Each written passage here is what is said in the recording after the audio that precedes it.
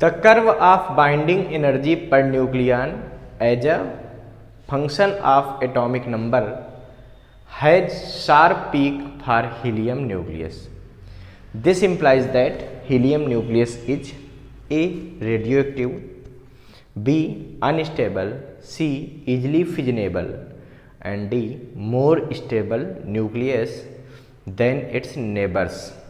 तो बच्चों देखिए, जब हम लोग बाइंडिंग एनर्जी पर न्यूक्लियन का, ठीक है, एटॉमिक नंबर से बाइंडिंग एनर्जी पर न्यूक्लियन को एटॉमिक नंबर से हम लोग ग्राफ खींचते हैं, तो हमें देखते हैं कि हाइड्रोजन का यानी कि 1H1 का बहुत कम होता है बाइंडिंग एनर्जी पर न्यूक्लियन, और हीलियम का बहुत ज़्यादा हो जाता है, लगभग 7 के आसपास हो जाता है. ठीक है, इसके बाद फिर बेरिलियम का उससे कम होता है. ठीक है, फिर और ज़्यादा, फिर कम, ऐसे कर्व चलता है. तो हीलियम का जो एटॉमिक ये बाइंडिंग एनर्जी पर न्यूक्लियन है, काफ़ी ज़्यादा बड़ा ये पीक मिलता है. ये पीक क्या बताता है? तो भाई आपको पता होना चाहिए कि अगर बाइंडिंग एनर्जी पर न्यूक्लियन किसी की बहुत ज़्यादा है, इसका मतलब वो ज़्यादा स्टेबल. तो जब हीलियम पे एक पीक मिलता है, इससे पता चलता है कि इसके आसपास वाले एटम से क्या है, ज़्यादा स्टेबल है.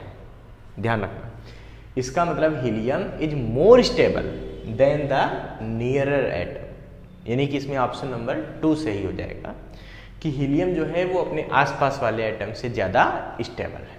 ठीक है, और बच्चों जो बाइंडिंग एनर्जी पर न्यूक्लियन है, जो बाइंडिंग एनर्जी पर न्यूक्लियन है, ये जितना ज़्यादा होती है न्यूक्लियस उतना ज़्यादा स्टेबल होता है. इसका मतलब हीलियम बहुत ज़्यादा स्टेबल है अपने आसपास के एटम से.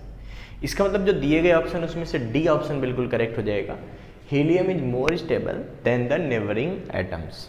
ठीक है, क्यों? क्योंकि इसकी बाइंडिंग एनर्जी पर न्यूक्लियन ज़्यादा है, और बाइंडिंग एनर्जी पर न्यूक्लियन ज़्यादा होने का मतलब कि वो स्टेबल ज़्यादा है, तो ये ज़्यादा स्टेबल होगा. ये याद रखिएगा.